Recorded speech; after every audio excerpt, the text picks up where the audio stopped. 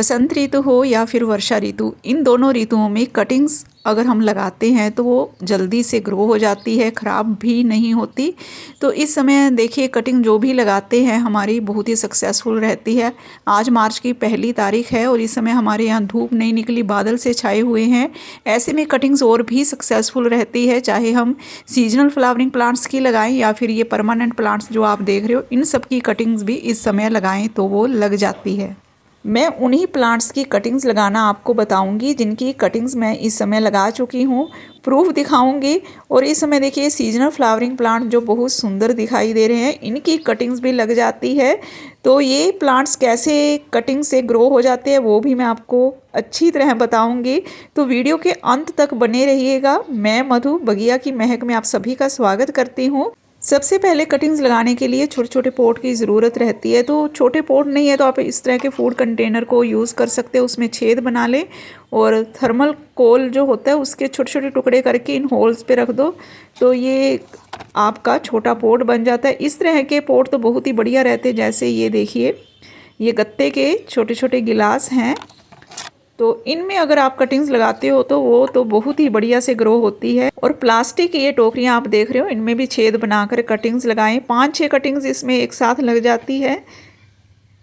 Cuttings लगाने के लिए हमने देखिए छोटे छोटे बहुत सारे पोट इकट्ठा कर लिए हैं। अब इसमें मिट्टी भरनी है।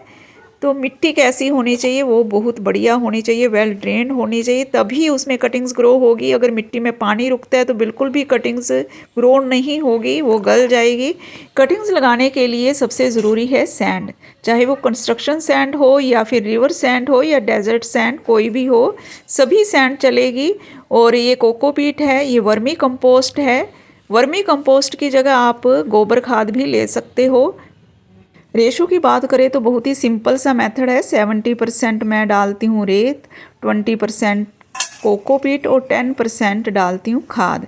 ये वर्मी कंपोस्ट है जो बहुत ही बढ़िया है, काफ़ी पावरफुल है, मैं यूज़ करती रहती हूँ ये, तो इसलिए मैं इसको कम डालती हूँ। अगर आपकी गोबर खाद है तो आप उसको 20% तक भी डाल सकते हो। और अगर पुराने गमलों की मिट्टी पड़ी है तो उसको 2 दिन धूप दिखाएं, उसमें थोड़ी सी कंपोस्ट डालें, उसमें भी कटिंग्स बहुत बढ़िया ग्रो होती है। कटिंग ज़्यादातर फंगस से ख़राब होती है, फंगस ना लगे इसलिए सोयल मीडिया में हमें कोई फंजीसाइड भी ऐड करना चाहिए। मार्केट में बहुत सारे मिलते हैं, वो ला सकते हो, या फिर हमारे घरों में हल्दी तो होती है, 1 चम्मच हल्दी का इसमें डाल दें, बस हमारी ये बहुत ही बढ़िया मिट्टी तैयार हो गई। अब ये जो गत्ते के गिलास हैं, इनमें सबसे पहले हम कोकोपीट डालेंगे, फिर उसके ऊपर मिट्टी डालेंगे। इससे जो होल है वो बंद नहीं होगा।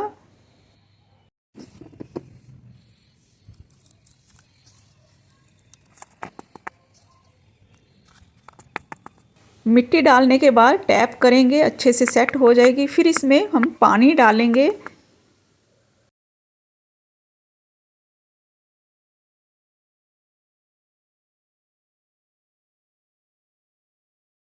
पानी डालते ही इस तरह से गड्ढा सा बन जाता है, इसको भी आप टैप करके समतल कर लें बिल्कुल।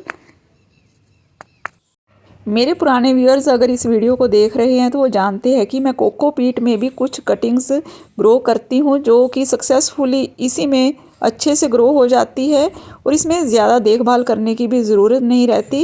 कटिंग्स लगाने के बाद बस कोकोपीट को हमेशा गीला रखना है। इसमें सबसे बड़ी बात यह है कि आप जितना मर्जी पानी देते रहें, कभी भी फंगस नहीं लगती कटिंग को, और पानी जो एक्स्ट्रा होता है वो नीचे बह जाता है। बस हमेशा जो है कोकोपीट को मॉइस्ट रखना है, कभी भी इसको सूखने नहीं देना। अब चलिए कटिंग्स लगाना शुरू करते हैं। तो सबसे पहले देखिए मेरे सामने पिटूनिया आया है, तो मैंने ऊपर मिट्टी तैयार की थी तो वहाँ पिटूनिया ये लगा हुआ था, काफ़ी फैला हुआ है, सब में बर्ड्स आई हुई हैं। जितनी भी टहनियाँ मुझे नज़र आ रही हैं तो काटने का बिल्कुल भी दिल नहीं कर रहा, तो मुझे कुछ देखना पड़ेगा जिसमें कम बर्ड्स हों। कैंची से काटेंगे इसको हम। तो मैंने कैंची से ये देखिए काटा है, आपको दिखा नहीं पाई क्योंकि ये प्लांट बहुत ही डेलिकेट होते हैं, जितने भी स्प्रिंग सीजन के होते हैं तो इनको आराम से काटना पड़ता है, एक हाथ से काटने में दिक्कत आती है। देखिए नीचे से मैंने पत्ते हटा दिए हैं, तो एक नोड तो बिल्कुल खाली कर देना है, दूसरा नोड भी आप खाली कर दें। ऊपर बस देखिए 4-5 पत्ते रहने दीजिए, ये ज़रूरी है पत्ते रहना भी, तभी कटिंग ग्रो हो पाती है। जब हम टिप की कटिंग लेते हैं तो पत्ते भी साथ होने ज़रूरी हैं। अब हल्का सा पानी देंगे क्योंकि पहले ही मिट्टी मॉइस्ट है, और इसको हम छायादार जगह में रख देंगे कम से कम 4 से 5 दिन के लिए, जब तक कि ये अच्छे से सेट नहीं होती। तो इस तरह से हमने सारी कटिंग्स लगानी जितने भी स्प्रिंग में खिलने वाले फ्लावरिंग प्लांट्स हैं। अब देखिए नीचे जो पत्ते थे मिट्टी को छू रहे थे तो वो भी मैंने काट दिए, क्योंकि मिट्टी को अगर पत्ते छूते हैं तो फंगस लगने का खतरा बढ़ जाता है, इसलिए इस तरह से पत्ते काट दें। अब ये देखिए दूसरी कटिंग्स हम मैं ढूंढ रही हूँ किसकी लगाऊँ। ये डॉग फ्लावर आप देख रहे हो बहुत ही बढ़िया ग्रो हो रहा है। मैंने सीड से लगाए थे, इतने सारे प्लांट्स बन गए हैं। तो ये देखिए मैंने कटिंग्स लगा रखी है छोटी सी, आपको दिखाने के लिए। 5-6 दिन पहले ही मैंने ये कटिंग्स लगाई है, बिल्कुल ही छोटी सी कटिंग टिप की है। तो देखते हैं इसमें रूट्स आ गई हैं। और भी कटिंग्स मैंने लगाई हुई हैं, अगर इसमें नहीं आई तो दूसरी और दिखाऊंगी मैं। अरे ये देखिए 5-6 दिन में इतनी सारी रूट्स इसमें आ गई हैं, बहुत ही बढ़िया ग्रो हो रही है। तो इसको अब यहीं पे हम दोबारा से लगा देंगे। डॉग फ्लावर कटिंग से बहुत जल्दी ग्रो हो जाता है, और इस तरह से हम इसको नेक्स्ट सीज़न के लिए सेव करके भी रख सकते हैं, क्योंकि प्लांट तो इसके ख़राब हो ही जाते हैं जब सीज़न ख़त्म होता है, तो गर्मियों में बच नहीं पाते ये प्लांट, तो जिसमें फ्लावरिंग पूरी तरह से बढ़िया हो जाती है। ये देखिए ये मेरा कटिंग जो है पिछले साल की थी, जो आप पीछे देख रहे थे। और छोटे छोटे कंटेनर में भी मैंने सारे प्लांट्स लगा रखे हैं, क्योंकि बहुत सारे प्लांट्स हो जाते हैं जब हम सीड्स से लगाते हैं। तो चलिए इस प्लांट की मैंने ट्रिमिंग करनी थी, क्योंकि पिछले साल का है, लंबी लंबी टहनियाँ लटक रही हैं, तो इस बहाने ट्रिमिंग भी हो गई और नए प्लांट्स भी बन जाएंगे। जितने भी स्प्रिंग सीजन के फ्लावरिंग प्लांट्स हैं ये काफ़ी डेलिकेट होते हैं। इनकी जब आपने कटिंग लगानी है तो पहले होल बना लें छोटा सा किसी चीज़ से, उसके बाद उसमें ये कटिंग लगा दें, तो फिर बहुत बढ़िया सेट हो जाती है ये। तो एक साथ मेरी 3 इसमें कटिंग्स बन गई हैं। तो देखिए 2 इस पॉट में लगा देते हैं। स्प्रिंग सीजन का एक बहुत ही सुंदर फ्लावरिंग प्लांट है ये बर्बीना। इसमें देखिए गुच्छों में फूल आते हैं, छोटे छोटे फूल हैं ये, लेकिन बहुत ही प्यारा लगता है, बहुत फैल जाता है, लंबी लंबी इसकी पतली पतली टहनियाँ होती हैं। तो ये दोनों प्लांट हैं जो मैं नर्सरी से लेके आई थी, और आते ही मैंने इसकी 1-2 कटिंग्स तो लगाई ही दी थी, क्योंकि जो हम प्लांट्स नर्सरी से लेकर आते हैं उनके बचने के 100% चांसेस नहीं होते, बच भी जाते और नहीं भी बचते, इसलिए इनकी कटिंग्स को लगाना बहुत ज़रूरी हो जाता है, ताकि हम कटिंग्स दोबारा उन प्लांट्स को बचा सकें और अपने पैसे भी बचा सकें जो इन पर हमने खर्च किए होते हैं। तो ये देखिए मैंने कटिंग्स इस तरह से बनाई है, 3 से 4 नोड हों बस, नीचे से पत्ते हटाने और ऊपर से देखिए फूल या बर्ड्स जो भी बनी हुई उनको पूरी तरह से हटा देना है। तो कटिंग पर भार कम से कम हो तभी कटिंग सक्सेसफुली ग्रो होती है। ये कटिंग्स मैंने 5 दिन पहले लगाई थी, लेकिन देखिए पत्ते बता रहे हैं कि ये कटिंग अच्छे से ग्रो हो रही है। तो निकाल के भी देखते हैं, शायद अभी रूट्स ना आई हों क्योंकि टाइम बहुत कम है, लेकिन हेल्दी है ये कटिंग्स, तो हो सकता है रूट्स हल्की फुल्की आ गई हो, देखते हैं। तो देखिए मुझे थोड़ी सी नज़र आ रही है, शायद आपको नज़र ना आए, लेकिन ये हल्की सी रूट्स निकली है, तो ये ग्रो हो जाएगी। शायद दोबारा लगाने के बाद पता नहीं ग्रो हो पाएगी, लेकिन दोबारा हम उसी वक्त लगा दें, पानी दे दें तो हो जाती है।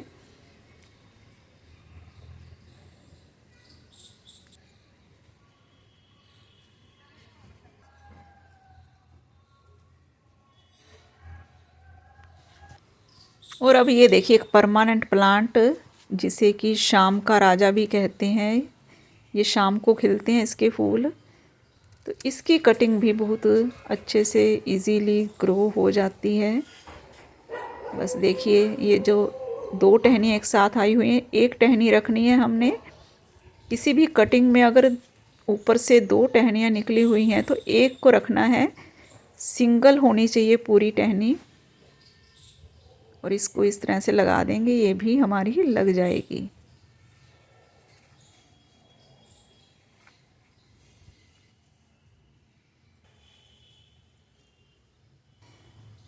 चलिए, और भी यहाँ बहुत सारे प्लांट्स मुझे नज़र आ रहे हैं, उनकी भी मैं कटिंग्स लगा देती हूँ। ये देखिए पिटूनिया है गर्मियों का, जो इस तरह की स्टेम होती है जिसमें एक नोड से दूसरे नोड का जो एरिया हमें स्पष्ट दिखाई देता है, और कुछ जैसे गन्ने का जो होता है, गन्ना हम खाते हैं उस तरह से जिसकी स्टेम होती है ना, वो बहुत इजीली ग्रो हो जाती है। उसके नीचे बस इस तरह से काट के हम इसको लगा देंगे। ये तो मैंने बहुत ग्रो की हुई है, पिछली बार भी मैंने आपको इसकी वीडियो दिखाई थी। पिटूनिया इस तरह से ग्रो हो जाता है और ये परमानेंट प्लांट है, और नीचे से भी घना होता जाता है, इसकी शूट्स निकलती जाती हैं। तो परमानेंट प्लांट्स तो हमें अपने गार्डन में ज़रूर रखने चाहिए। ऐसे ये सदाबहार है, सदाबहार की कटिंग्स भी मैं लगाती रहती हूँ और कई बार दिखा चुकी हूँ कि कैसे ये ग्रो होती है।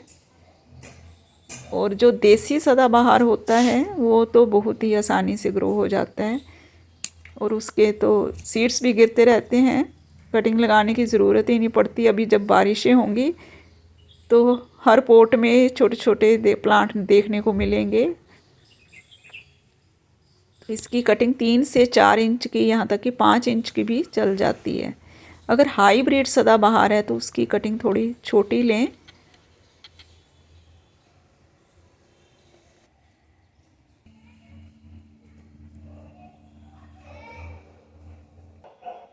और अब कुछ सक्यूलेंट प्लांट की कटिंग्स भी इस समय हम लगा सकते हैं। मेरे पास जो है मैं वो आपको दिखा रही हूँ। ये बेबी सनरोज है, बहुत ही सुंदर प्लांट है, हमेशा हरा भरा रहता है और इसमें छोटे छोटे रेड कलर के फूल आते हैं। अब 1-2 महीने के बाद इसमें बहुत बढ़िया फ्लावरिंग होगी। अभी नवंबर में ये बहुत बढ़िया फ्लावरिंग करके हटा है। तो इसकी टिप की कटिंग 3 से 4 इंच की लें, नीचे के पत्ते हटा दें और सैंड में लगाएं इसकी कटिंग। और कटिंग लगाने के बाद हल्का सा पानी दें। अगर पहले से ही देखिए मिट्टी अच्छी तरह से मॉइस्ट है तो पानी देने की भी ज़रूरत नहीं है, और नेक्स्ट पानी तभी देना जब मिट्टी सूख जाए। और कटिंग्स में तो हमें कटिंग को हल्का सा मॉइस्ट रखना ज़रूरी होता है, लेकिन इसमें दोबारा पानी तभी देना है जब मिट्टी सूख जाए। ये देखिए मैंने कुछ दिन पहले लगाई थी, इसको भी 5 दिन ज़्यादा से ज़्यादा हुए हैं। तो देखते इसमें रूट्स आ गई हैं या नहीं। जब हम कटिंग को निकालने की कोशिश करते हैं और वो निकलती नहीं तो समझ लेना चाहिए कि रूट्स उसमें ज़रूर आ गई है। ये देखिए कितनी अच्छी वाइट कलर की हेल्दी रूट हैं, अभी एक ही आई है इसमें। तो बेबी सनरोज इजीली कटिंग से ग्रो हो जाता है। मैं छोटी सी कटिंग्स लेके आई थी कहीं से, और आज मेरे पास इतने सारे इसके प्लांट्स बन गए हैं और बहुत ही सुंदर पौधा भी है। फ्लावरिंग जब करता है तो बहुत ही सुंदर लगता है। अब मैं इसके सीड्स भी सेव कर रही हूँ, सीड्स से भी इसके प्लांट्स बनाने की कोशिश करूँगी। देखेंगे कि सीड्स इसके लगते हैं तो आपको भी दिखाऊँगी। अब देखिए पानी इसमें ज़्यादा पड़ गया है तो हमने पानी निकाल देना है, वरना ये कटिंग्स गल जाएगी। तो इसको ज़्यादा पानी तो बिल्कुल भी नहीं चाहिए। सक्यूलेंट वैरायटी के जितने भी प्लांट्स हैं उसमें पानी हमने ज़्यादा नहीं देना है, वरना कटिंग्स गल जाती है।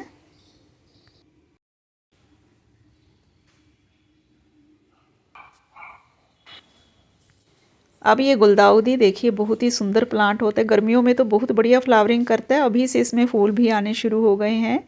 इसकी मैंने ट्रिमिंग की थी तो देखिए 3 कटिंग्स मैंने लगा रखी है। इसकी अपडेट मैं कभी और दूंगी, अभी मैं इसको निकाल के नहीं दिखाऊंगी क्योंकि अभी लगाई है तो इसकी रूट्स इतनी जल्दी नहीं आती, काफ़ी टाइम लेती है इसकी कटिंग्स लगने में। और दूसरा देखिए ये सक्यूलेंट वैरायटी का प्लांट है हमारा क्लांचो, तो इसकी तो कटिंग्स बहुत आसानी से लग जाती है। परमानेंट प्लांट है, बस इसको आपने ज़्यादा पानी नहीं देना, और जब बारिशें आए तो तब इसको बारिशों में नहीं रखना, तो ये प्लांट हमेशा गार्डन में बना रहता है। तो इसकी कटिंग्स कैसे लगानी है देखिए, टिप की कटिंग 2 से 3 इंच की बस ले लें। कटिंग में सबसे जो ध्यान देने वाली बात होती है वो ये है कि ऊपर अगर बड्स बनी हुई हैं, फ्लावर खिले हुए हैं तो उनको हटाना है। नीचे कम से कम 2 नोड है जो वो बिल्कुल खाली करने हैं। मिट्टी को जो नीचे वाली पत्तियां हैं वो छूनी नहीं चाहिए, वरना फिर कटिंग जो है वो ख़राब हो जाती है, फंगस लग जाती है। बस यही ख्याल हमने कटिंग का रखना है। और ये बिगोनिया है, ये भी एक देखिए सक्यूलेंट वैरायटी का प्लांट है और इसकी भी हम कटिंग्स लगाते हैं। अब छोटी सी नीचे से कटिंग देखेंगे, ऊपर तो देखिए अच्छी फ्लावरिंग हो रही है, काटने का दिल नहीं कर रहा। इसकी स्टेम भी बहुत डेलिकेट होती है, इसलिए पहले से होल बना के फिर उसमें कटिंग लगाएं। और इसमें भी पानी का काफ़ी ख्याल रखना होता है, जब तक मिट्टी अच्छी तरह सूख ना जाए दोबारा पानी ना दें। और भी बहुत सारी कटिंग्स आपको दिखानी है, लेकिन एक तो वीडियो लंबी होती जा रही है, दूसरी मेरे मोबाइल की बैटरी भी ख़त्म हो रही है। इससे पहले कि मोबाइल बंद हो जाए आप सबसे विदा लेती हूँ। फिर मिलेंगे नेक्स्ट वीडियो में, तब तक के लिए नमस्कार, हैप्पी गार्डनिंग।